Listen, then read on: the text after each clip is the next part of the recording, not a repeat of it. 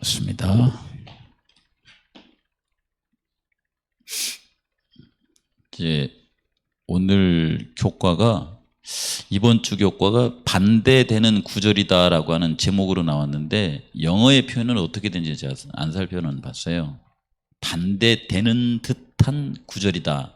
뭐 성경에 나와 있는 게 뭐 이렇게 하나님의 말씀을 이렇게 흐름으로 보시면은 틀린 부분은 없겠죠.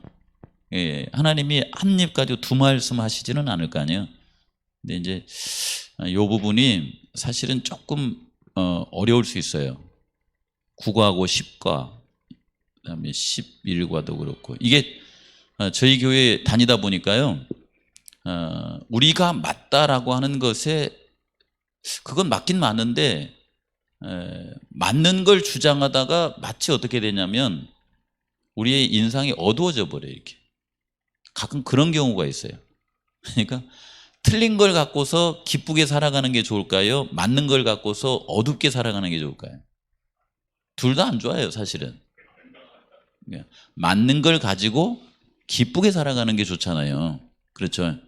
예를 들면은 맞는 것을 주장하는데 예수님 성품을 담지 않는 게 좋을까요? 아니면 틀린 걸 가졌는데 좀 어설픈데 예수님의 성품을 닮은 게 좋을까요? 예. 그렇죠. 이게 이제 우리가 정제된 그런 신앙을 하셔야 돼요. 근데 우리 교회는 다분히 맞는 걸 가지고 어설프게 살아가. 이게 좀 뭐라 그럴까? 여유가 좀 부족하다고 그럴까? 그다음에 예를 들면 교리 논쟁하다 논쟁하지 말라고 그러잖아요. 논쟁하다가 교리를 통해서 상대방을 이렇게 용서하고 품어줘야 되는데 얼굴 붉히고 말 그런 상황이 이제 벌어지는 걸 예수님도 화이트도 그런 거 하지 말라 그래요. 논쟁은 하지 말라 이렇게 말합니다. 이유가 왜 그러냐면 논쟁을 통해서 사람을 잃어버리니까 그래요. 이렇게. 그렇죠. 네. 우리가 뭐 직원회를 하거나 교회 사업을 하거나 끝은 어떻게 해야 되냐면 서로 간에 화목하게 끝나야 맞거든요. 그렇죠. 근데 뭐 하다가 그냥 안 보고 살아 이게 문제거든요. 이게. 그래서 그런 부분들을 생각하면서 제가 고민을 많이 했어요. 그냥 이걸 그냥 영혼불멸설은 틀리고 성경은 영혼불멸설을 말하는 것이 아니다. 여기서 끝나면 이게 하도 이제 뭐 영혼불멸설에서 계속 얘기를 하니까 좀 지겨울 때도 됐죠. 그렇죠. 그래서 조금 다른 각도에서 같이 보겠습니다. 요한복음 3장 5장 39절에 시작. 너희가 성경에서 영생을 얻는 줄 생각하고 성경을 연구하거니와 이 성경이 곧 내게 대하여 증언하는 것이니라. 성경을 잘 살펴보는데 성경이 맞다 틀리다 그 어떤 수준을 넘어가지고 성경은 나를 증언하는 것이다 이렇게 나와요.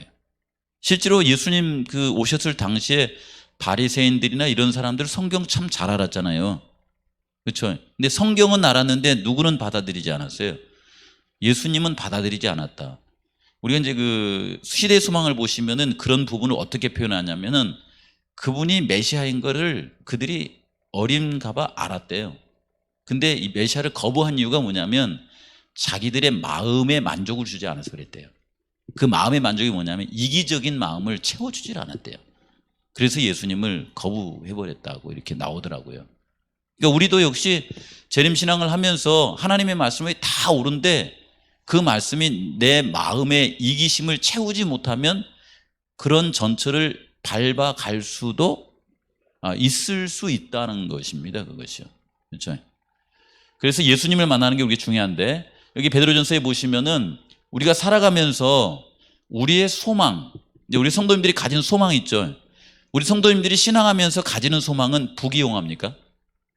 이 땅에 살아가시면서 부귀영화예요? 근데 부귀영화 주면 싫다할 사람 있어요? 부귀영화 돈 주면 싫다할 사람 있어요? 없잖아요, 사실은. 그런데 그것이 우리의 소망이 되면 안 돼요. 다니엘에게 있어서 예를 들어 네가 하나님을 선택할래, 총리를 선택할래? 그랬을 때 다니엘이 총리를 선택하고 하나님을 버린다는 말을 안 했거든요. 근데 다만 그가 하나님을 섬기면서 총리의 일도 맡겨주니까 그가 지혜롭게 한 것이죠. 만약에 둘 중에 하나를 선택하라고 하면 어떤 걸 선택할까요? 근데 그게 쉽지 않죠. 우리 주변에서 흔히 보면은 너 시장 할래? 교회 장로님 할래? 이 둘 중에 하나만 해라. 그러면 뭐 해요, 이게?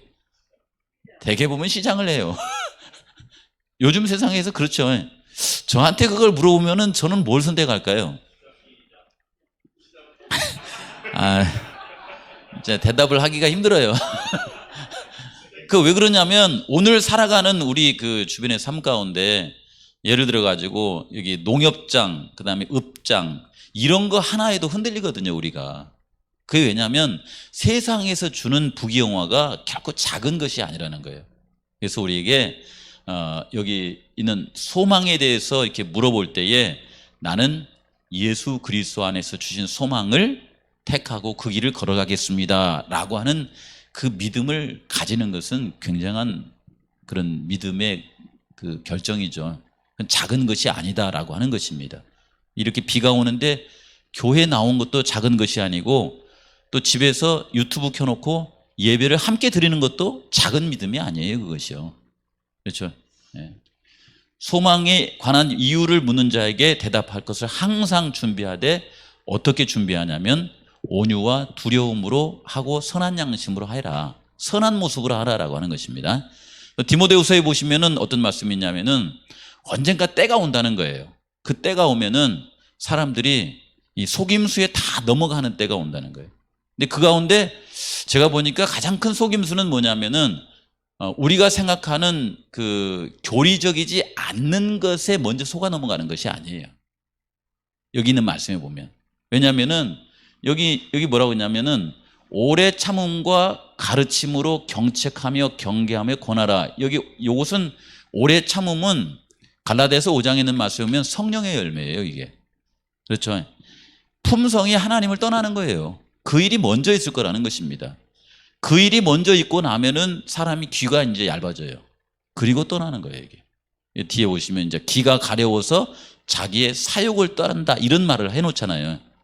그래서 오늘 말씀을 볼 때는 어떤 이 부분으로 이렇게 보시냐면은 예수님께서 모든 말씀을 하실 때 그분은 사랑으로 하셨다 이렇게 말합니다.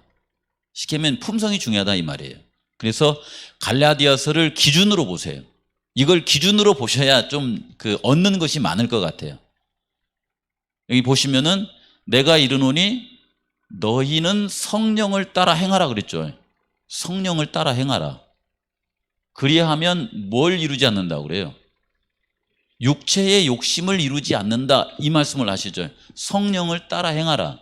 그러면은 예를 들어서 28개 교리를 잘 지킬 수 있을 것이다. 이것은 기본이에요. 집을 짓다 보면은 뼈대와 같은 거예요, 그것은요. 교리에 있는 말씀은. 그렇죠? 근데 그 교리를 이렇게 잘 한약을 다리듯이 끓여서 우려내면은 뭐가 나와요? 그게 성령의 열매가 나와요. 그래야 되겠죠. 이걸 말하자면 교리를 농사를 짓듯이 잘 갖고 가지고 이게 잘 자라가지고 열매가 맺으면은 무슨 열매가 맺겠어요? 그게 성령의 열매가 맺어야 돼. 근데 이게 자칫하면은 무슨 열매도 맺을 수 있어요, 이게요. 율법적인 신앙을 하게 되면은 육신의 열매도 맺을 수 있다는 것입니다. 그게 이제 예수님 당시에 이스라엘 백성들이거든요. 막 사람들 무시하고 그다음에 막 이렇게 그러잖아, 이렇게 예수님 받아들이지 않고 막 이런 현상이 벌어지잖아요. 근데 하나님께서 기대하는 이 마지막 시대에 남은 백성들에게 기대하는 것은 하나님의 말씀을 그 28개의 그 기본 교리를 잘 공부하시면은 그걸 잘 갖고 가지고 열매를 거두면은 그 열매가 무슨 열매가 맺혀야 되냐면 성령의 열매가 맺혀야 돼요. 그러니까 예수님을 닮은 품성의 열매가 맺혀야 된다라고 하는 것입니다. 그래서 여기에 성령을 따라 행하라. 그리하면 육체의 욕심을 이루지 아니하리라. 육체의 소욕은 성령을 거스리고 성령은 육체를 거스리나니 이 둘이 서로 대적함으로 너희가 원하는 것을 하지 못하게 하려 함이라. 너희가 만일 성령의 인도하시는 바가 되면 율법 아래 있지 아니하리라. 이렇게 말하죠. 율법 아래 있다는 말이 무슨 말인지 아죠? 죄 아래 있다는 거죠. 그래서 육체의 일은 분명하니 그랬어요. 육체의 일은 분명하니. 그러니까 일요일, 월요일, 화요일, 수요일, 목요일 것을 우리가 이제 다른 분들을 만나가지고 영혼 불멸설은 틀렸고 영혼 멸절설이 맞고 예수님 재림할 때 우리는 부활의 몸으로 만나는 거야 라고 하는 것을 강조하다가 요 열매가 맞히면 안 돼. 뭔 얘기인지 아시겠죠? 네. 그냥 생각을 많이 하셔야 돼요. 그분들을 이렇게 딱 만나가지고 이 수준이 이 정도 된다 그러면은 논쟁하기를 잠시 멈추고 시간을 기다려야 될 때도 있어요, 이것이요. 무조건 맞다고 해가지고 그냥 그 사람 약고를 팍 죽여가지고 하면 안 돼. 그러겠죠. 어쨌든 열매가 뭐냐면 음행, 더러움과 호색, 우상 숭배, 주술, 원수 믿는 것과 분쟁, 시기, 분냄, 당지는 것과 분열, 이단, 투기와 술 취한, 방탕 이런 것들을 우리가 예를 들어서 영혼 불멸설이 틀렸다라고 논쟁하기 위해서 하다가 이런 열매가 맺으면은 끝털이 뭐라고 하냐면 이런 자들은 하나님의 나라에 유업을 받기에 적합하지 않다 이렇게 나와 있어요. 우리 교회 성도들을 도매금으로 적합하지 않다라고 말하려고 하는 게 아니에요. 저희 교회는 우리가 생각하는 것보다도 굉장히 좀 종합적인 교회예요. 그래서 교리도 바르게 소개하지만 그 교리가 우리로 하여금 그리스도의 품성을 이렇게 담도록 하기 위한 그런 게 전체적인 가르침이 재림성도의 가르침이에요. 그래서 살아가시다 보면요, 재림성도들은 굉장히 신사적이어야 됩니다. 그렇죠. 딱 그 사람들은 그리스도의 향기를 드러내는 사람들이면 좋겠어요. 성령의 열매를 맺히는 사람들. 그래서 자기가 맞은 것도 상대방을 아주 기분 나쁘게 해가지고 설득시켜요. 아니면 야, 저 사람이 말하면은 맞는 것 같다 이렇게 해야 돼요. 저 사람이 말하면 신뢰할 만하다 이런 식으로 이렇게 결론이 나오는 게 좋을 것 같아. 그러겠죠. 그 다음에 이제 성령의 열매는 이렇게 사랑, 희락, 화평, 오래 참음, 자비, 양선, 충성, 온유와 절제니 이런 모습을 가지고 살아가시는 재림 성도들. 이런 모시겠죠. 실제로 보면은 매 시대 때마다 하나님의 선악간의 대쟁투에서 하나님의 백성들은 이런 삶을 살았습니다. 성경에서 보시면 요 열매를 맺고 살아갔던 거예요. 그렇죠. 그래서 살아가면서 여기 보시면은 육체와 함께 그 정욕과 탐심은 십자가에, 구약시대에는 십자가가 있었어요, 없었어요? 없었는데 있었어요, 없었어요? 구약시대 때 구약에 십자가가 있었나요? 그렇죠. 맞아요. 양을 잡는 거예요, 양을. 그래서 성소에, 제단에, 그 다음에 성막 성소에, 예루살렘 성전에 양을 가지고 이렇게 가면서 가서 양을 통해서 희생 제사를 드리는 자체를 통하여서 자기의 마음 속에 있는 탐심과 정욕을, 이게 죄잖아요. 죄를 전가시키고 거기서 불태워 버리는 거예요. 그걸 말하겠죠. 못 박았느니라. 만일 우리가 성령으로 살면 또한 성령으로 행할지니 헛된 영광을 구하여 서로를, 그렇게 해서 여기 뒤에 밑에 보면 뭐라고 있어요? 사람을 노엽게 하지 말라는 거예요. 노엽게 하거나 서로 투기하지 말아라. 이게 우리가 신앙하면서, 그렇죠. 이게 이렇게 됐으면 좋겠죠. 그러니까 이게 멋있는 것 같아요. 서로 노엽게 하거나 서로 투기하지 말아라 이렇게 하고 있습니다. 그러면서 이제 여기서 이제 이 성경에서 교리보다 이 성경절이 있어요. 성경에. 그러면 이 성경의 말씀을 하신 목적이 뭔가를 보아야 돼. 우리가 여기서 영혼불멸설은 틀렸습니다. 이걸 보기 전에 이 누가복음 16장의 부자와 나사로 얘기를 우리에게 준 목적이 뭔가 이걸 봐야 돼요. 그걸 먼저 보고 나서 이걸 잘못 이용하는 사람들에게 그건 좀 문맥에 맞게 성경이 주고자 하는 말씀에 좀 맞지 않게 하는 것 같다라고 이렇게 말하는 게 좋겠죠. 그렇죠. 여기 보시면은 누가복음 16장에 있는 말씀은 15장과 16장 계속 이어가지고 우리에게 비유의 말씀을 주는 거잖아요. 특별히 이게 누가복음 16장 19절에서 한 3, 4절 이렇게 올라가서 보면은 누구 얘기를 하냐면은 돈을 좋아하는 바리새인 얘기를 해요. 돈을 좋아하는 바리새인 얘기. 신앙하시면서 교회 다니시는 우리 장로님들이나 집사님들을 보시면서 우리 성도님들은 집도 제대로 없고 돈도 별로 제대로 없는 사람이 신앙이 좋은 것 같아요? 아니면 집도 아주 멋지게 잘 지어놓고 살고 돈도 이렇게 넉넉하게 있는 그 사람이 더 신앙을 더 잘하는 것 같습니까? 응? 근데 이제 그때 당시에 이제 바리새인들은 어떻게 생각했던 것 같아요? 신명기에 있는 말씀, 신명기 28장에 있는 말씀을 그냥 어떤 그 영적으로 이렇게 보지 않고 물질적으로 봤던 것 같아요. 그래서 하나님의 말씀에 잘 순종하고 살아가면 뭐 떡반죽에도 뭐 다 이렇게 뭐 농산물에도 짐승에도 복이 있다고 그러잖아요. 그래 결국 그게 복을 받으면은 결국 그 돈 갖고 집도 짓고 그 돈 갖고 부유하게 살지 않습니까? 그래서 실제로 드러나는 것은 물질적으로 보면은 꽤 가진 사람들이 하나님의 말씀에 순종하는 결과로 축복을 받은 사람들이다. 결과적으로 교회 다니시면서 집도 좀 제대로 있고 돈도 좀 제대로 있는 사람들이 좀 신앙을 제대로 하는 사람들이다라고 하는 그런 오해를 가질 수도 있었겠죠. 예. 그렇죠. 예. 근데 그 돈을 어떻게 가졌는가가 또 문제겠지만 여기 깊게 안 들어가고요.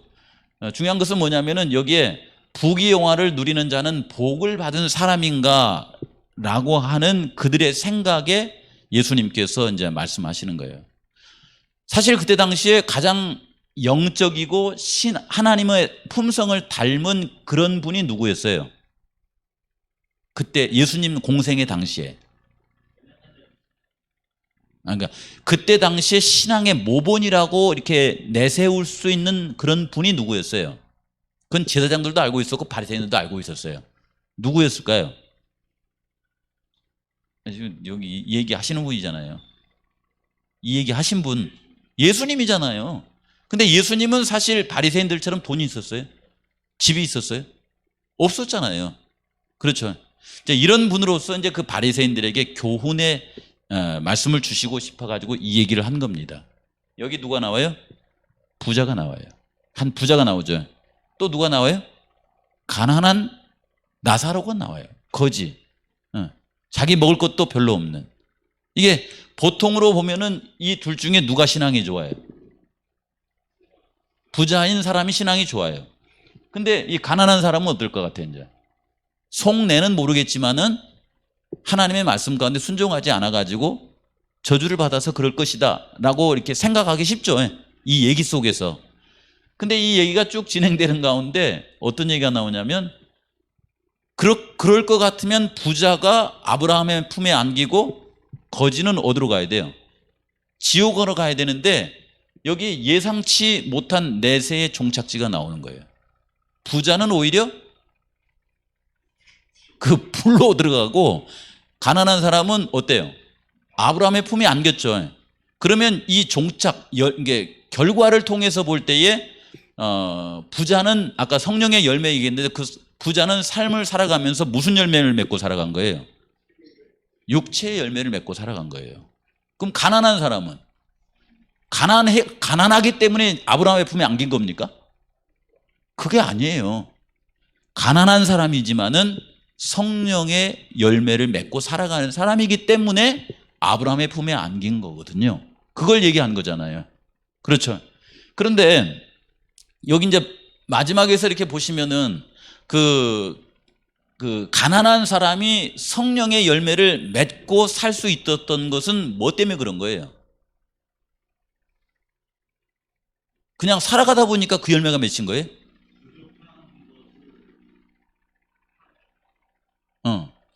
이제 그냥 본문에 맞춰서 설명을 하는 거예요. 여기 보시면은 내 형제들에게 가서 이제 이러니까 그들에게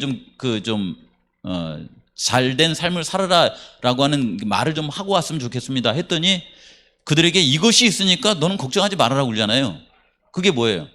그게 여기 보면 모세와 선지자들이 있으니까 이게 모세와 선지자들을 통하여서 복음을 주셨잖아요. 그러니까 이제 말하자면 나사로는 살아가면서 모세와 선지자의 글을 가난한 중에도 본 거예요. 그걸 보고서 복음을 통하여서 성령의 열매를 맺고 살아갔던 것입니다.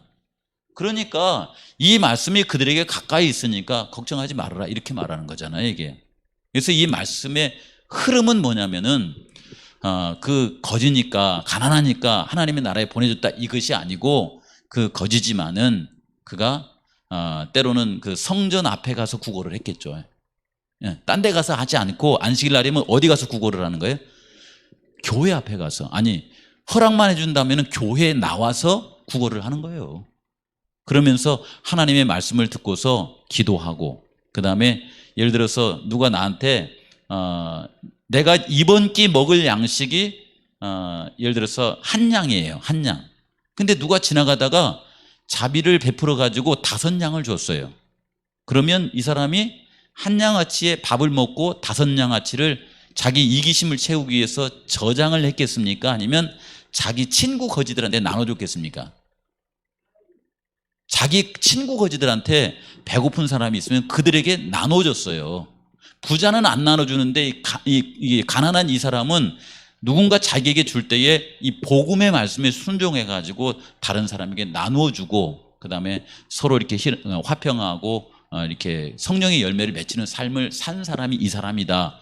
이렇게 보면은 이 부자와 나사로 얘기가 은혜로 안 일어나요. 이게 굉장히 은혜로운 얘기가 되는 거잖아요. 그렇죠? 그래서 이 중간에서 이제 그때 당시에 유대인 사이에 있던 얘기를 통하여서 참된 신앙이 무엇인가를 가르쳐 주기 위해서 이 말씀을 여기다 기록했다라고 하는 것입니다. 그걸 교과를 하다 보니까 여기에 나온, 말하자면 일반 개신교나 이렇게 천주교에서 이 말씀을 잘못 활용해 가지고 성경의 전체 흐름 속에 나와 있는 사상이 아닌 영혼 불멸 사상을 이 말씀을 따가지고 가서 하니까 그건 잘못된 것 같습니다 라고 가르치는 겁니다. 그렇죠? 근데 전체 의미는 이렇다라고 하는 것입니다. 여기까지 보고요. 이건 교과에 다 나와 있어요, 이런 부분들이. 그래서 한번 살펴보시기 바랍니다. 두 번째는 뭐냐면은 십자가의 강도 얘기예요. 십자가의 강도 얘기. 여러분, 십자가의 강도 얘기는 굉장히 은혜로운 얘기예요? 아니면은 이게 오늘이 어디로 가야 돼? 이런 얘기예요. 이건 굉장히 은혜로운 얘기입니다, 이것이요. 그렇죠? 네. 여기 제가 여기다 뭘 써놨냐면은 십자가의 한편 강도가 예수님께서 그 재판을 받으시고 그 다음 십자가를 지고 이렇게 골고다까지 올라오시고 그 다음에 저들의 죄를 용서해 달라고 하시고 또 어머니를 부탁하는 장면을 보고, 그 장면을 보면서 이 그 십자가의 강도가 자기 너무 막 이렇게 너무 창피했어요. 왜냐하면 자기는 지금까지 살아오면서 착한 일 많이 했던 것 같아요, 안 했던 것 같아요? 별로 안 했어요. 안 했으니까 십자가에 달린 거잖아요, 이렇게. 그러니까 쉽게 말하면은 죽을 죄를 짓고서 지금 십자가에 달려 있는 거예요.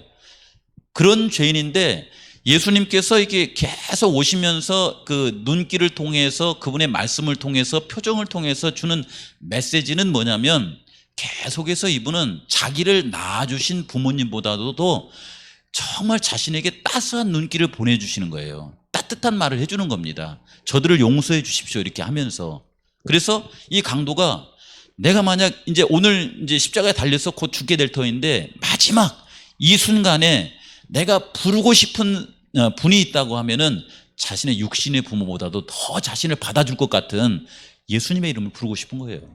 그래서 예수님 이렇게 부른 겁니다. 그렇죠?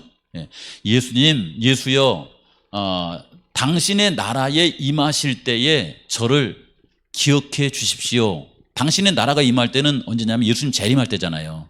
당신의 나라에 임할 때에 당신과 함께 있고 싶은데 저를 기억해 주실 수 없겠습니까? 이렇게 요청한 것은, 이렇게 요청하면 예수님이 거절할 것이다 라고 생각해서 요청한 거예요? 아니면 이분은 틀림없이 받아줄 것이다 이렇게 해서 요청한 거예요? 이분은 자기에게 보낸 메시지가 이분은 틀림없이 받아줄 것이다. 그리고 자기가 생각해도 용서하지 못할 자신의 죄를 이분에게 가까이 가기만 하면은 어떻게 해줄 것 같아요? 용서해 줄 것 같아요. 그래서 이분에게 자기를 맡기는 거예요. 그러겠죠? 그랬더니 여기 뒤에 뭐라고 하냐면은 예수께서 이르시되 내가 진실로 진실로 네게 이르노니 오늘 네가 나와 함께 낙원에 있으리라 라고 하는 대답이 나온 거예요. 이게 오늘 네가 나와 함께 낙원에 있으리라. 그래서 이제 우리는 이걸 오늘 이 강도가 하늘에 갔냐, 그 다음에 아니면 예수님 재림 때 가냐, 이제 이거 갖고 이제 우리가 이제 또 이제 영혼 불멸 요거 쓰잖아요. 근데 그거 쓰기 전에, 이 카드를 쓰기 전에 여기에 나와 있는 은혜로운 그 모습을 더 많이 봐야 돼. 그래서 제가 요걸 써놨어요. 뭘 써놨냐면, 하늘나라에 가면 이제 이게 줄을 세우는 거예요. 강장로님 때문에 구원받은 사람 여기 줄 서시오. 이렇게 줄 세운 거예요. 그 다음에 홍봉철 장로님 때문에 구원받은 사람 뒤에 서시오. 이렇게 줄을 쓴 거예요. 그런 것처럼 십자가의 한편 강도를 통해서 하늘에 온 사람 여기 줄 서시오 이렇게 한 거예요. 그 다음에 다니엘과 요셉이나 이런 정직한 사람을 통해서 구원받은 사람 줄 서시오 그러면 어느 줄이 더 길까요? 어느 줄이 더 길 것 같아요? 묘하게 이게 십자가에 이게 잘한 일도 없는데 이게 쉽게 말하면은 마지막에 은혜 받은 것밖에 없는 이 사람 뒤에 줄이 더 많이 서 있을 것 같은 불안한 예감이 안 드십니까? 그러니까 와가지고는 이게 예를 들어가지고 뭐 이게 살인죄를 이렇게 지고 사는 교도소에 갔다 이 말이에요. 교도소한테 누가 성경을 이렇게 준 거예요. 이렇게 읽어보시라고. 근데 책할 필요 어디다 꽂아놨냐면 누가복음 여기 23장에 딱 꽂아놨어요. 그래서 이 사람 도대체 여기다 책할 필요 왜 꽂아놓은 거야? 이렇게 하면서 쭉 읽어가는데 읽어가는 동안에 그 구레네 시몬도 만나고 그 다음에 백부장도 만났는데 특별히 그 가운데서 누구를 만났냐면 그 무슨 죄를 지어가지고 십자가에 이렇게 달려가지고 죽게 된 사형수 얘기가 거기 써져 있는 거예요. 자기하고 이렇게 비슷한 얘기가. 근데 재미있게 이 사형수가 거기 마지막 죽기 전에 누구를 만나냐면 예수님을 만난 얘기가 써진 거야. 특별히 여기 오면 그 사형수가 그의 모든 죄를 용서받은 얘기, 그 다음에 예수님이 오실 때에 네가 나와 함께 낙원에 있으리라라고 하는 그런 약속을 해주신 얘기를 읽다가 보니까 그것이 누구에게도 해당될 것 같아요? 십자가의 강도뿐만 아니라 나도 하나님의 백성을 살아갈 수 있지 않을까? 이렇게 해가지고 막 생각하는데 그 순간 성령께서 막 역사하시는데 성령께서 함께 하니까 그냥 막 자기 죄가 막 이렇게 회개가 되잖아요. 이렇게 막 눈물을 흘리면서 아, 하나님 용서해 주십시오. 그러면서 이전에는 완고해가지고서는 자기가 막 죄를 지은 상대방한테도 이렇게 화해도 안 하고 막 이렇게 회개도 안 한 사람이 장문의 편지를 써가지고 내가 너무 잘못된 생각을 해가지고 당신에게 이런 피해를 입혔습니다. 저의 죄를 용서해 주시오. 제가 평생 이것을 제 가슴에 묻고 회개하면서 살겠습니다. 이런 글을 막 쓰기도 하고 그렇죠. 그런가 하면은 하나님 제가 여기서 죽어 마땅하지만 하나님께서 저에게 은혜를 베풀어 주시면 오늘부터라도 감옥에 있는 그 순간부터라도 하나님의 뜻 가운데 살기를 원합니다. 해가지고 이 사람이 그냥 품성이 완전히 바뀌어버린 거야 이게. 그래가지고 뭐 같이 그 일하는 동료들에게도 그렇게 선한 모습을 하고 그런 모습이 이제 재현되다 보니까 간수들도 감동을 받고 그러다 보니까 어때요? 자꾸 이제 예를 들어서 사형수가 어떻게 돼요? 이게 무기수가 되고 무기수가 이제 점점 더 감형이 됐고 이 사람은 사회에 나가더라도 안전하게 살아갈 수 있는 그런 사람 상태가 되었다 해가지고서는 형을 마치고 나올 수도 있잖아요. 그런 사람이 간혹 있거든요. 그렇게 감동받은 사람이 이 말씀을 통해서 예수님을 받아들이고 구원받은 사람이 많이 있을까요? 없을까요? 이게 줄을 한두 명 쓰는 것이 아니라 굉장히 많이 서 있다 이 말이에요. 근데 다니엘이나 이렇게 요셉은 어때요? 정직하고 순결하게 살아간 부분이 있는데 그 표준은 우리가 보고 따라가기 쉬워요, 어려워요? 사실은 좋아요. 이게 나쁜 게 아니에요.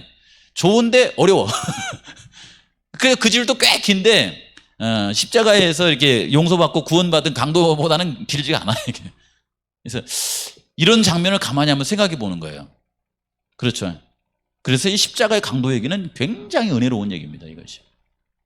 근데 이것을 이제 우리가 이제 영원 불멸을 이렇게 주장하려고 하는 내용으로 쓸 때 요한복음 20장이나 요한복음 14장에 있는 말씀을 이게 잘 해서 먼저 감동받고 그 다음에 이 말씀이 무슨 말씀이라고 하는 걸 나누면 좋겠죠. 그렇죠. 그래서 이제 본래 여기 그 오늘이라고 하는 요 오늘 있잖아요. 이 오늘은 이렇게 바꾸는 게 맞다고 그러잖아요. 내가 오늘 내게 이르노니 내가 나와 함께 낙원에 있으리라. 이렇게 예수님께서 십자가의 한편 강도에게 약속을 해주셨던 것이다 라고 하는 것입니다. 제가 지금 이튿날 부분을 얘기했는데 우리도 이런 그 영원불멸이 아닌 것을 이렇게 나타내는 이 성경절을 가지고 상대방에게 은혜롭게 얘기할 수 있겠어요, 없겠어요? 얘기할 수도 있겠죠. 그렇죠. 할 수 있으면 우리가 성경의 전체 속에 나타난 하나님의 은혜로운 얘기를 많이 나누십시오. 그러시고 그들이 충분히 은혜를 받았을 때 그 말씀을 바르게 잡아주는 거예요. 그러면 이 말씀이 더 효과적으로 그들에게 증거가 되지 않겠는가라고 하는 것입니다. 더 하면은 이제 요건 여기서부터는 요건 한 묶음으로 조금 어려워요. 그래서 40분에 못 끝나요. 그래서 오늘은 집에 갑시다. 그러겠죠.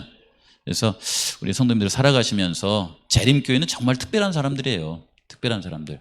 그래서 성경 말씀을 피상적인 것에서 그치지 마시고 좀 깊게 보셔서 저 장로님, 저 집사님, 저 성산교회 다니시는 분들 참 사랑이 많고 따뜻하고 믿을 만한 분들이다. 이런 말씀을 먼저 들으면서 말씀을 바르게 가르쳐 줄 수 있는 그런 축복된 삶을 살아가게 되시기를 바랍니다. 기도하겠습니다. 하늘에 계신 아버지 하나님, 오늘 또 주의 성전에 와서 또 비가 오는 관계로 가정에서 유튜브를 통해 하나님께 예배를 드릴 수 있도록 해주셔서 아버지 감사합니다.